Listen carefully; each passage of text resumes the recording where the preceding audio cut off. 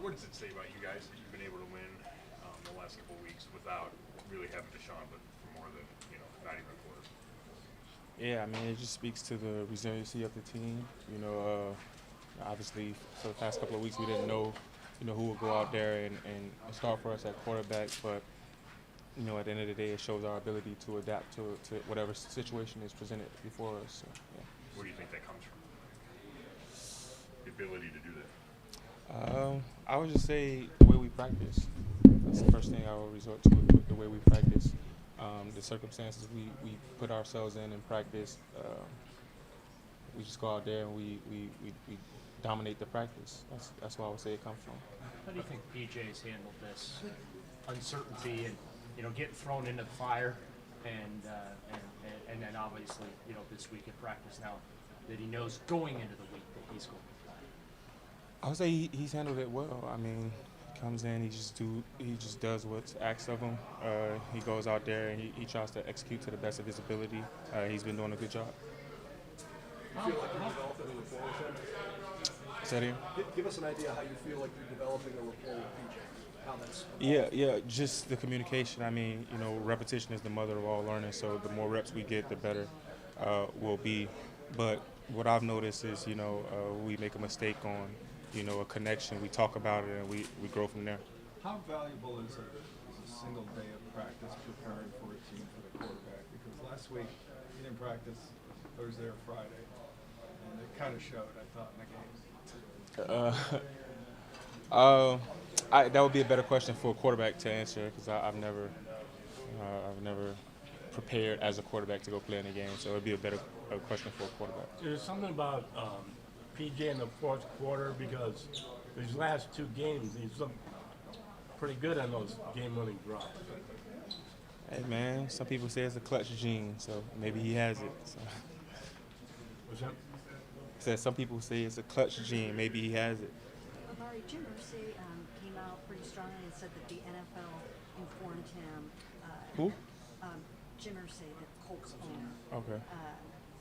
He tweeted that the NFL told him that the refs got it wrong on those two calls at the end of the game. So specifically your call, I'm just wondering, did you feel like that was the right call on that? I mean, the calls are subjective at the end of the day. Did he grab me? I mean, I believe it was very obvious that he did, so they called it. Going to Seattle, what do you see with the Seahawks secondary? Yeah, they got some good players in the secondary, players that we have our attention on for sure. But as long as we go out there and do our jobs, we'll be fine. But they're playing a really good football. What's that environment like playing in that stadium? Yeah, I played there a couple times. It gets really, really loud. So it definitely going to be a challenge for us. But it's something, again, we're preparing ourselves for this week. We're going to go out there. It all comes down to execution at the end of the day. And that's what we're trying to do. We have the crowd noise out there for practice for a reason, and we're just preparing. What do you think about the rookie corner, Witherspoon? Is he as good as advertised? Yeah, I think he's a good player. He's been making a lot of plays, making his name known. So, yeah, it's going to be a nice, fun competition going out there. You guys have seen the next man up mentality embodied in the quarterback's room, but you also had to see it in that running back's room. How have you seen those guys kind of step up when Nick Chubb goes out and then Jerome Ford goes out for the game? How have you seen them maintain that and have a strong run game still? Yeah, I mean, it's just a testament to the way that those guys prepare. The first thing that is important is knowing what to do when you go out there. I think a lot of guys, they get kind of complacent, thinking that they might not, have the opportunity to play. Then something like that happens in the game to where it's unexpected and you have to be ready. So I think they've stepped up in a big way by just knowing what to do. How difficult is it for you to kind of get in the flow when you don't get targets early like you did in Indy? Yeah, that can be difficult to get into the flow when you don't get targets early. I mean, generally you want to get a catch as early as possible so that you kind of get into the groove, get hit a little bit so that you can feel like you're playing. But the cookie doesn't always crumble that way. Sometimes you have to wait even into the second half to get your first catch. And I've been there before, had games where I had one catch in the first half and then ended the game with 200 yards. So it's just perspective. What was Deshaun like in the huddle, Amari, in those first few plays when he didn't seem to have it going for himself? I mean, he was like himself. I don't know how to answer that question. I mean, he was Deshaun Watson, just calling the plays that have been relayed to him, just trying to get us going like any other quarterback would do. So it's the same Deshaun. Even with all the struggles at quarterback, what's it say that this team is still 4-2? Like I said before, the resiliency of the team. I mean, obviously, quarterback is the most important position. But the defense have been making great plays. I believe the receivers have been making plays when our names have been called. We've just been playing great complementary football. Special teams been playing great. So, when you can play together in all three phases, then good things will happen. In your dealings and conversations with Deshaun, how badly does he want to be out there, and how hard is he trying to be out there with you guys? Yeah, of course. I mean, that's any player. Something unfortunate happens, like an injury. You want to be out there. That's what hurts us the most, not being able to be, available for the team. Especially when it's one of those, like, I don't know, I would call it like a gray area injury, to where you don't necessarily have surgery on it. So, like, you could still play, but it's going to be extremely difficult to be you. So that's painful. I've been there. And is it extremely frustrating as a player, I would guess, to have people wonder if you should be out there before you actually can be yourself? Yeah, I mean, just speaking from my own experience, yeah, 100%. It's one of the most, painful things we go through, because, like I said before, it's like theoretically you can play. Yeah, I mean, you can run around, you can move, but you're just not 100% yourself. You're a shell of yourself at that point. So, I played through a lot of injuries. I know exactly what he's going through. So, yeah, it's hard. Amari, you've established yourself as one of the most reliable receivers in the league. How much do you study other receivers and still try to add to your repertoire? Somebody like DK Metcalf, for example. I don't necessarily say that I study other guys, but inevitably I have to watch film on the defenses that I'm going up against. So I see other receivers play, and if I see them do something that is different, I'll tally it up, try to save it for the archives. Yeah. Thank you. Seattle offense, especially that passing. Mm-hmm. Yeah, they got a lot of dynamic players on that side of the ball. It's not just the passing game, though, the running game. You see they got a very dominant run game, got a good player back there in Walker, and try to get the run game going. And then also, got players like Metcalf and Lockett and Jackson on the outside. So, like I said, dynamic players that they can get the ball to and make plays.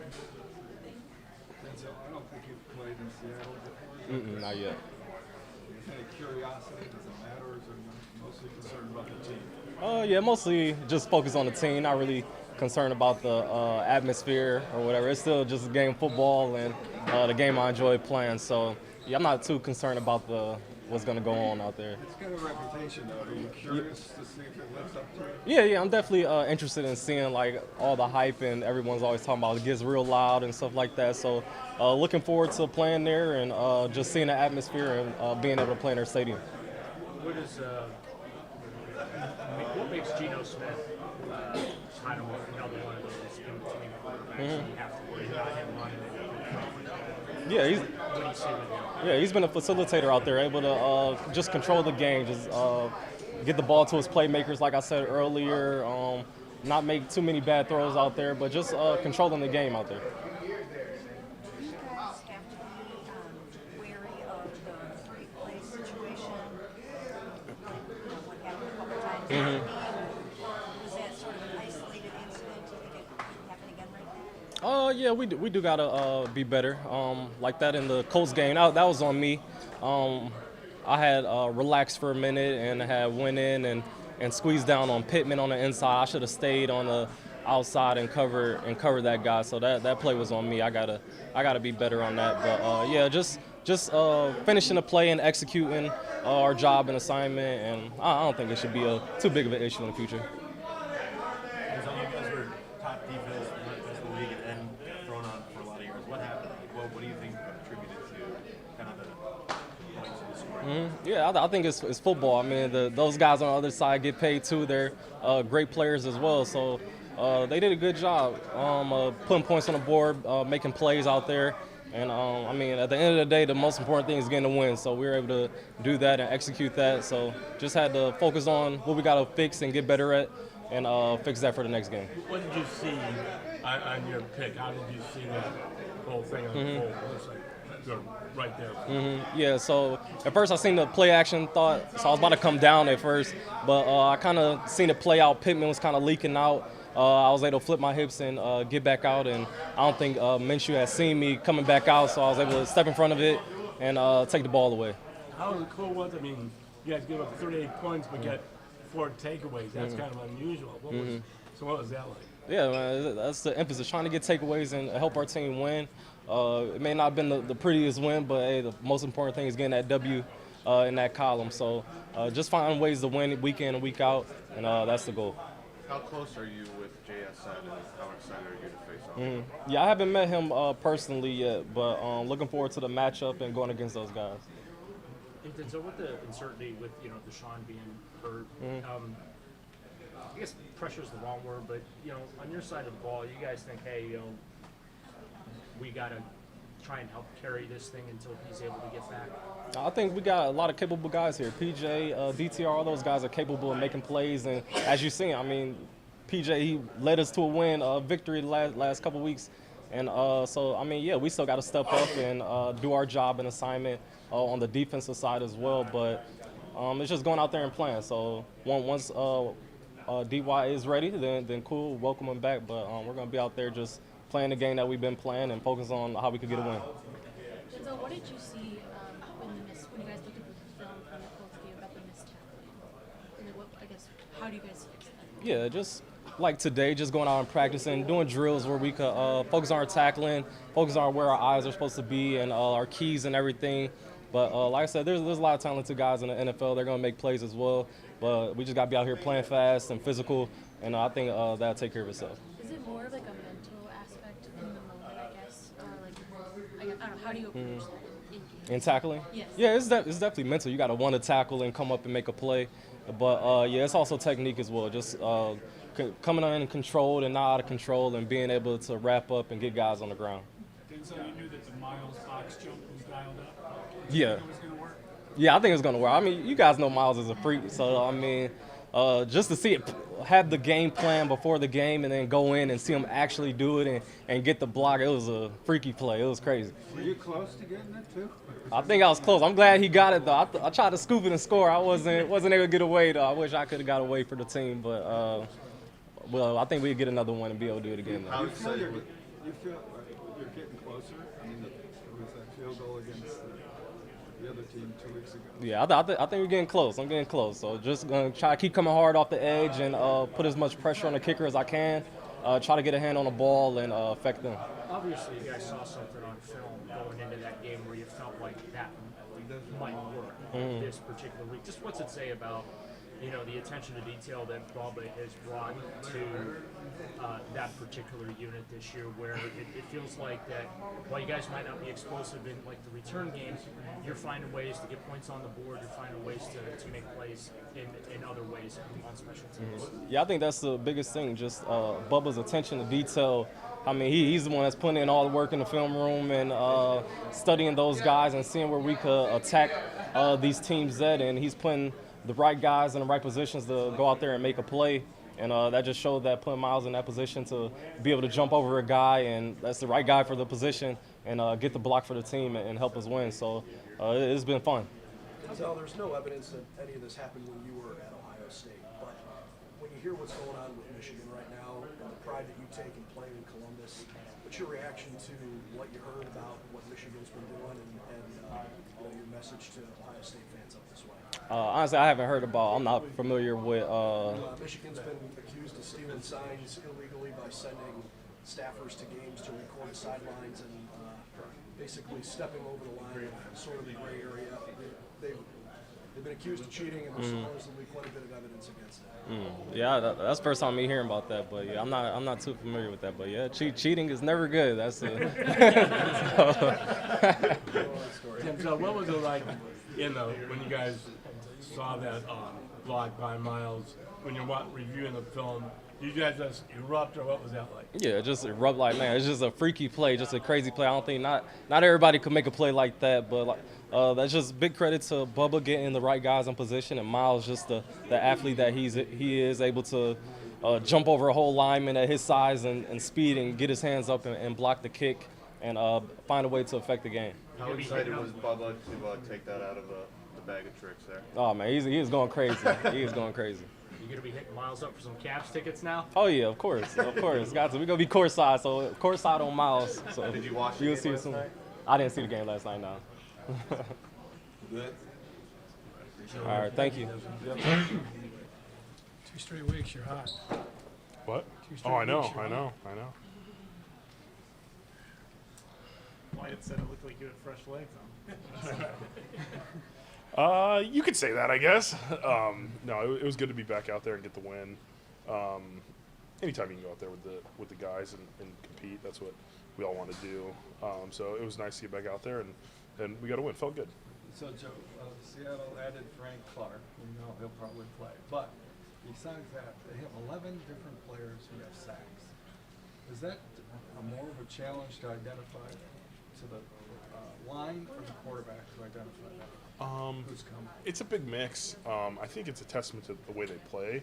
Like they all go so hard all the time. So there's just a mix. If you want to slide one way or the other, go to Jamal Adams because he blitzes a lot, or Bobby Wagner. Like the D linemen have been making plays for him.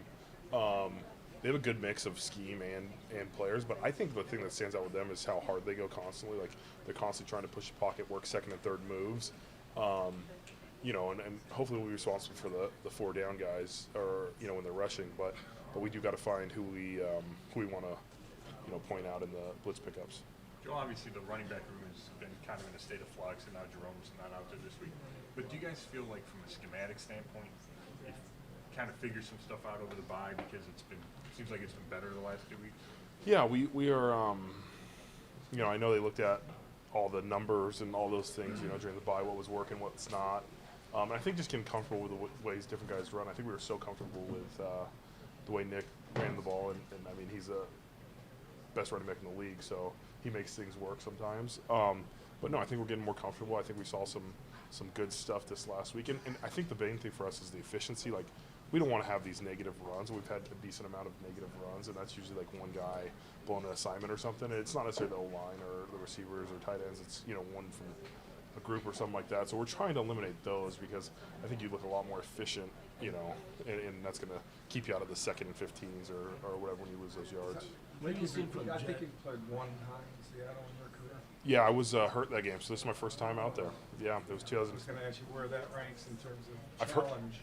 I've heard it's loud. A lot of people have told me it's loud, and which is a little bit unique because of the open air, stadium. But the way they have it set up, it's kind of like a theater, so I think it keeps the noise in there. You didn't go to the game that day? I did not go to the game. Yeah, I think I was on IR at that point, my 2nd year. So I've not been there before, but I've heard it's challenging. Hey, Joel, the ball hasn't always bounced your guys' way here during your tenure here. How nice has it been the last 2 weeks to not only overcome some things and get some breaks? Yeah, it's good. You hope it evens out like throughout your career, but there's multiple times in my career where I felt we've been on the wrong side of some of those things, and I don't know why one sticks out, but one time Duke Johnson had the ball in his hands after he fumbled. I was handing it to the refs, and they were still pointing it the other way, and I was just like, I don't know how this makes any sense, but there's been a few of those moments, you know what I mean, where we've been on the wrong end. So it's one of the things that we try and control what we can control as a team, but in certain situations, sometimes the refs are part of the game, and they make those calls. But it was nice to have some calls go our way the last couple of weeks, and hopefully we can stay out of those so it's not quite as close, coming down the stretch. Jed, Joel, what have you seen from Jed the last 2 games? It seems like he's really played well these last 2. Yeah, he's come out with a lot of energy. He's playing hard. You see some excitement, like he's one of the first ones down there on that long touchdown run and making plays, trying to finish his blocks. I think he's just trying to take a step in his game and be that energy. Especially when I was out, I think he was like, all right, I can step up a little bit and help this team, and he's done a really good job. He's really focused on just trying to be the best version of himself and play through the whistle. But it's been good the last couple weeks, and we're hoping to keep building on that. You've played from so many quarterbacks here. P.J. Walker have something that others haven't had?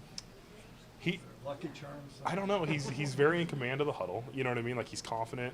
There's never a question about if he believes that we're going to win, and it's a quiet confidence, with him. But he's found a way the last couple weeks, and I think if you look at his career, I think he had that Hail Mary against when he was playing for the Panthers and stuff. So he's had some plays and some wins in his career, and you get reps in the other leagues that he was playing in. So he has all that experience, and we're supporting him every time he has to go out there. You talk about resilience, and you guys have shown it multiple times this year. Where do you think that comes from? It's one of our core values of the team. We want to be resilient. We know the season's a long season. We know games are long games. Last week was a roller coaster in itself. 8 lead changes and all that stuff. So we understand that not everything's going to be perfect. There's stretches there where our defense is playing outstanding, and we have to be resilient on offense, and vice versa. But it's just something that coach preaches all the time. He's like, how resilient can be. The most resilient team, wins a lot of these close games. I would assume that comes into play, winning games without your starting quarterback. Oh, 100%. Anytime you can go out there and get a win when you're not, which a lot of teams aren't, but you're not 100%, it's big for us, and we wanted to really win a road game, stack a win last week, and try and build on that. So we have another huge challenge this week, but no, it was definitely some resilient effort last week. Kevin said he knew he was going to run the ball if it got to 4th down in that game Sunday. So for you guys as a line, what does that mean to you that he was going to trust you guys in Kareem in that do or die? Yeah, it's big time. I was trying to calm our huddle down a little bit a few times. We were a little excited there, and I was like, we got to play one play at a time, do what's called, they'll give us a chance, if we need to. But it's a lot of faith in us, and we want to be that team that if we're on the 1 yard line, we can call a run and hopefully score and get in there. And Kareem's the back you want back there for that, because he's going to find a way to get in the end zone. So you guys were itching before the last play to run the ball. There's a few guys saying we should run the ball, but with the clock left, I think if you look at the clock management and how it worked out, you would hope to get in there, but if you don't, you probably lose a play. And if you have a jumbo group on the field, you run the ball, then you have to spike the ball with the jumbo group or try and run a pass play with the jumbo. It makes it a lot more complicated. You could have run it in there though. I think there's always that possibility, but I'm just stressing execute what's called, and hopefully we will make it happen. What's your scouting report on Nick Harris now as a fullback? Pretty good. There's not very many fullbacks left in the league, so he's one of 10 guys that plays fullback in this league now. But he's done a good job for us. Hopefully get him some routes here coming up, get him the ball a little bit. But no, he's done a good job. I think in the Niners game there was a couple where he got to come downhill and smack some people. So he's liking it. He wants to get on the field and help the guys out. So anytime we get some more linemen on the field, we get excited about him. What does it say about a guy like that? Because obviously, we know what happened with the injury last year, and so his role has changed a lot. But he's just willing to kind of embrace a different, weirder role, I guess.